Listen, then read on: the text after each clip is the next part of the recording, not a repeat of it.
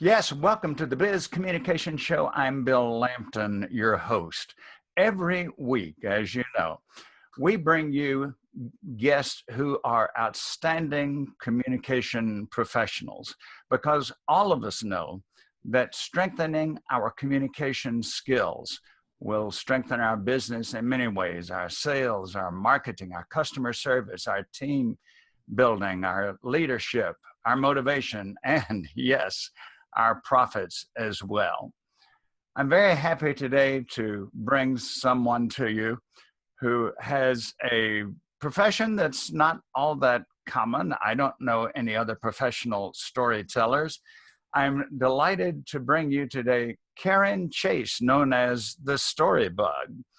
Karen and I have known each other for several years, and I had the privilege of interviewing her a few years back on the Brunel University radio station. It's great to have her back with us.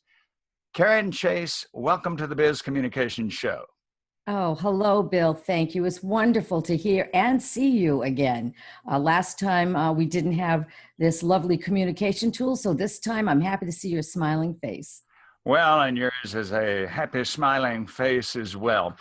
To me, the logical place to start would be, how and why did you become a storyteller? I noticed on LinkedIn, as I'd noticed before, that you started out as an HR professional. So there must have been some incident or some moment that transitioned you into becoming not only a storyteller, but a widely published storyteller, one who speaks at conferences and conventions and many organizations. So what prompted that change?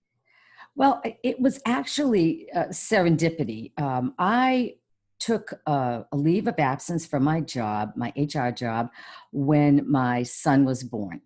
And he was quite ill for a while, so I did not return to HR as I had planned. What I did do when he became a little bit older was I returned to college to finish my degree.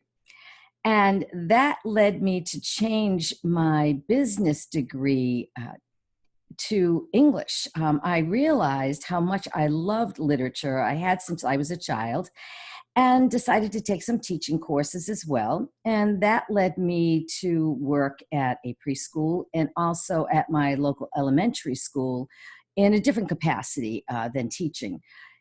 The principal asked me to go to a teaching conference for talented and gifted children as a parent liaison in New Hampshire. And at that conference, during lunchtime, our entertainment was a storyteller. Now, I had never met or heard a storyteller before, and I was completely mesmerized by this woman and her talent and her warmth and how she connected with the audience. And right after the conference, I came home and began researching the art of oral tradition, and I was off and running, and that's how it started. Well, I saw something on your website, which I certainly want to share with our viewers and listeners. You said, talking about that incident you just described, since then, I have been hot air ballooning over New Hampshire, swum with the sharks in Florida, flown into a dormant volcano in Hawaii, zip-lined through the jungle in Mexico, but nothing excites me more than finding just the right story to share. Storytelling has given so much to me. There's no greater joy than being able to do what you love, which makes me think of something I'd like to share and get your opinion on. I think there are accidents in the universe, car crashes, buildings falling, people falling and getting injured. I think there are bad accidents, but there are many things that happen to us, as you say, almost by chance, which I think it's more than coincidence, because it's something that changes the rest of our lives. It energizes us, that ignites us. So I don't think you're going to that conference was just a happenstance. I like to believe that too, Bill. There was a reason I was there. And storytelling has brought me immeasurable joy. I get to work with children. I get to work with adults. As you mentioned, I get to do presentations around the country. And it has really widened not only my professional circle, but my personal circle as well. So I've been enriched in many, many ways. Well, what would you say would be the origin of storytelling? I think those of us who know how, for example, different religions evolved. There was no written word, there was no Gutenberg printing press. So I suppose much of what we know from ancient history, even before history was recorded, to use a common phrase, came to us by word of mouth. That's exactly right. And you've actually hit the core of storytelling or oral tradition as it is known. Uh, Folk tales and fables, myths, legends, they traveled across continents. You can see how that works when, just for instance, the well-known fairy tale of Cinderella that we know as a Disney version here in the US, there are actually over 500 versions from around the world. There's a Chinese version that's 2,000 years old. There's an Egyptian version. There's a Russian version. The elements, the motif, the themes are the same, where details change a bit based on their culture or who was telling the story at the time. We know Cinderella as a glass slipper. In the Chinese version, it's a golden slipper made out of fish scales. So I love to think of stories as travelers. I have a friend, a New Hampshire storyteller, who says, stories are like boots, they love to travel. And it's wonderful when I'm doing research, because I write for the National Storytelling Magazine. And so when I'm researching for my column, I always find variants of stories that I know and tell. And it just excites me when I can see a different version from a different culture. And it's a way to connect people from around the world. And I think that is so important, especially today. That's so fascinating. There's a phrase that runs through my mind every time I think about telling stories, and that is once upon a time.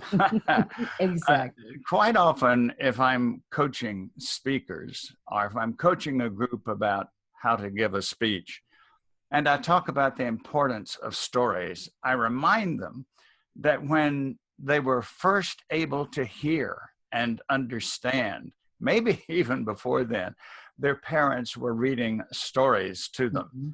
And what I say is audiences, whether it's an individual or it's a group of 1,000 people, audiences never get over that, and we don't want to get over it. Audiences continue to love and embrace stories, so that if we can take something which could otherwise be dry and ineffectual, and we can put it into a story, whether you're a professional speaker, whether you're a business leader, whether you're a vendor on the street, stories are what captivate. I suppose anybody who ever listened to the beloved Paul Harvey would know that that was his trademark. You're absolutely right. And there's details out there that say that 65%, another piece of data, 65% of our conversation throughout the day are narrative. They're in the form of story. And back in, I believe it was 2012, Forbes magazine came out with a wonderful article on how our brains are connected through story. Our brains are actually hardwired for story.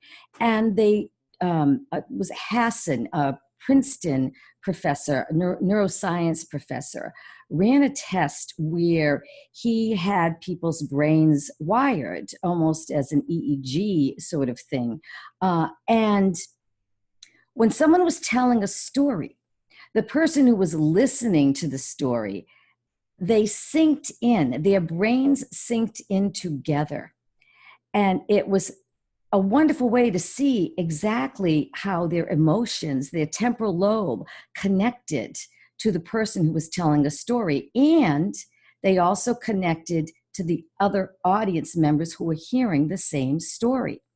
So, because you are so well known for your wonderful presentations, and I know you use story and you know how to connect with people, data is long forgotten and many, many times. But if you can merge the data with story, people will remember it. So well said. One of the illustrations that I sometimes use with a group talking about the power of stories, I will give them statistics that I've found online about how many people in the United States suffer from paralysis. And I'll give them 4 or 5 figures, what caused the paralysis. And then I'll say, you may not remember those, but let me tell you the story of Christopher Reeve. And then I tell about Christopher Reeve, who, as we would say, had it all, and it came crashing down when he fell from the horse. And from then on, he was a symbol of courage for many people who suffered from paralysis. And when I get through describing him and quoting him at some length, I say, okay, now what are you going to remember next week? Are you going to remember the statistics I've told you? Are you going to remember the story? Was it you, Karen? Someone sent me a book to review some years back.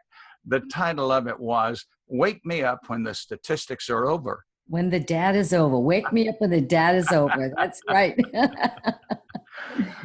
And if you look at the most effective presenters, again, whether it's one-on-one or whether it's speaking to thousands of people, it's the ones who have the stories that we would remember. Let me ask you, what makes a story intriguing, compelling, and memorable? I suppose you have a formula when you're advising people about telling stories, whether they're professional storytellers or whether they're business people, professional people. What is it that makes a story really grab us and stay with us and get the point across? Well, I think the first thing is memorable characters. And you did that so well with Christopher Reeves, because he was someone who was memorable for his life before the accident and then after. And people already knew him. So that's one thing. But also, when you begin to tell a story, you really want to have a very strong beginning, something that catches somebody's attention. And you did that effectively by juxtaposing the story of Christopher Reeves against the data. And so you were able to show them as you told the story, and they will remember that. And of course, you want to have a very strong ending to your story. You don't want it to just trail off. When I work with my students, I tell them, you're going to have to read a lot of stories before you find someone you like, a story you like. You will tell that story well. You will tell it even better if you find a story you love, because you connect with the story. I can read an anthology of stories, maybe 100 stories, and only one of those will jump out at me, and it literally almost screams off of the page, tell me. It's such a joyful moment when you find a story like that that really speaks to you. It is different for everybody. You might find a different story that you love, and it might not resonate with me. But if you love the story, you will tell it well, and you will help it resonate with others. There's a guest that I interviewed a few weeks back, Terry Dean. Terry is a tremendous marketing expert. In his book, which was released recently, which I reviewed for Amazon, I truly love the book. The book was How to Sell Without Selling. Great In title. the book, he tells a fascinating personal incident about how he had been speaking for a number of years. He said that in his presentations to business people, he would tell the story about growing up with a cow next door. And he told about how the cow sort of became the family pet. people knew the cow, and the children would go over and pet the cow.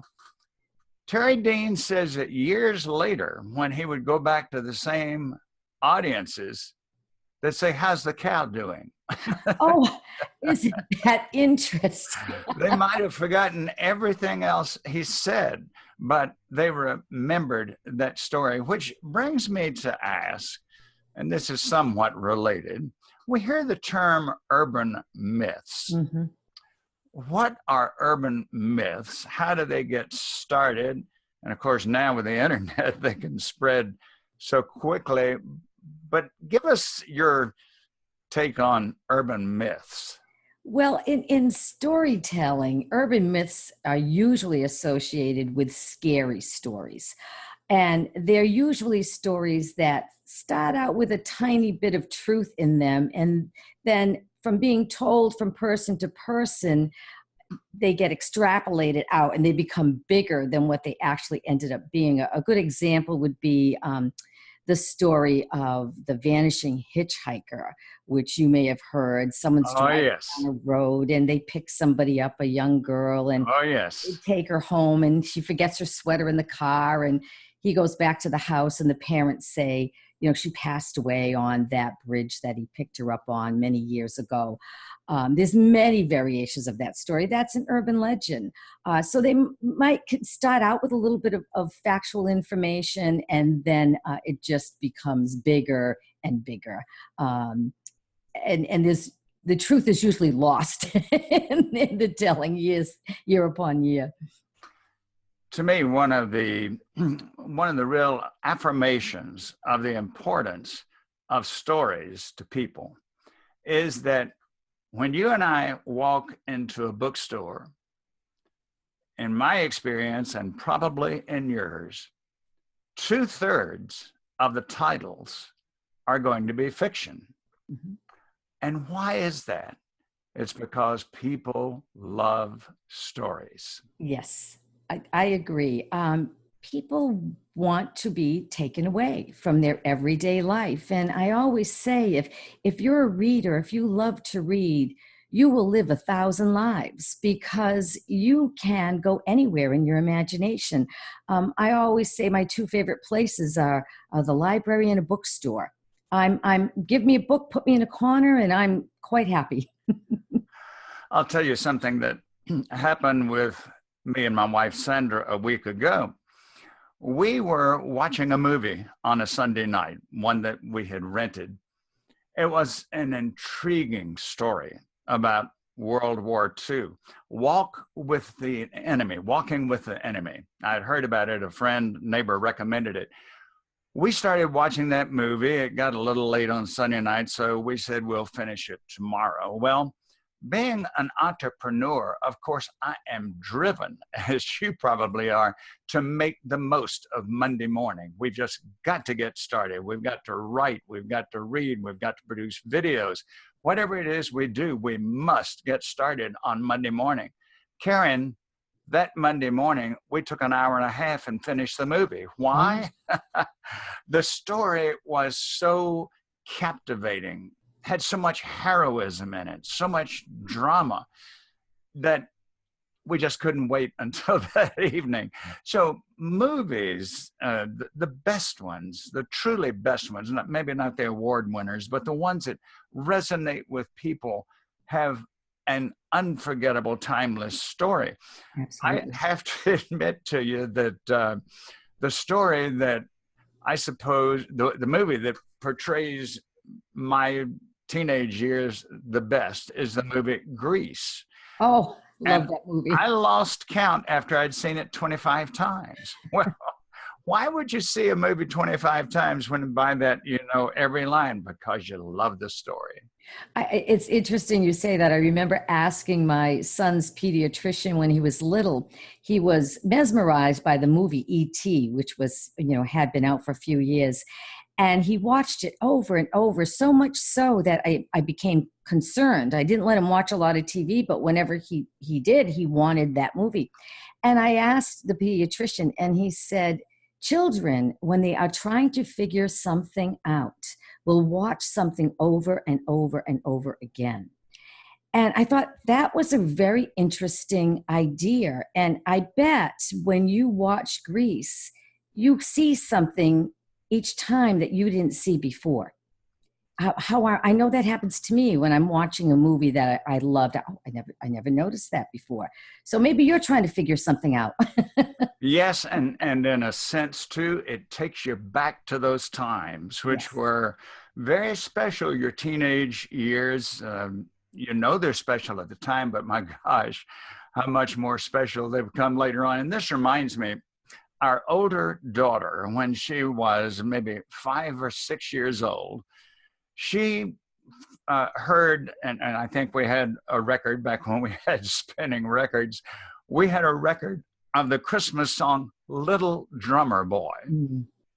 I heard that song countless times. She did. And we still joke with each other around Christmas time. Do you want to play Little Drummer Boy? But children and adults can hear good stories over and over and over. And this, of course, is why advertisers continue to say the same thing, using maybe a different story, but they can say the same message over and over if they refashion it in a story with a different twist, can't they? Absolutely. And also I was reading an article that said because of the influx of information we have today with, the internet, Facebook, 24-hour news, years ago it used to be that people had to see or hear something 7 times to remember it. And now it's up to 13 times. And I think because we start to filter out some of the white noise of advertising after a while. So if you can, I know the commercials that I love to see the most during the Super Bowl are the Budweiser commercials because they tell a story and they're very heartwarming. And it's something that reaches you an emotional level. It's not just selling the product. They tell a story and they do it really well. Karen, time really flies when you're having fun. So as we near the end of our such a pleasant conversation and so enlightening, thanks to you, I have one question, one request, and that is you'll come back and be our guest again sometime on the Biz Communication Show. Oh, I would be honored. I am honored today, and I'd be honored anytime in the future. Thank you, Bill. I love following your work. Well, I love following yours, and one day we'll meet in person. Absolutely. That's a deal. Now, I know that people will want to know how to reach Storybug, as you're affectionately known. Give us your contact information, website, whatever you'd like to share, please. My website is storybug.net, net. Think of catching a bug in a net, storybug.net. See, there you've given us another vivid picture with your words. Storybug.net. Karen, keep on fascinating people with your stories and keep on teaching the rest of us how to do it. I want to thank all of you who have been with us today on the Biz Communication Show, whether you are watching the video portion or listening on podcast. And now that Karen has given her contact information, I want to share mine. Biz Communication Guy. So quite logically, my website is biz, that's B-I-Z, bizcommunicationguy.com. Invite you to go there, see how my services might benefit you, and then give me a call. Be sure to be with us next week for another highly informative and enjoyable version of the Biz Communication Show. And again, thanks to Karen Chace for being our guest today from the Boston area, and yet her influence crosses the globe. Thanks again for being with us. I'm Bill Lampton.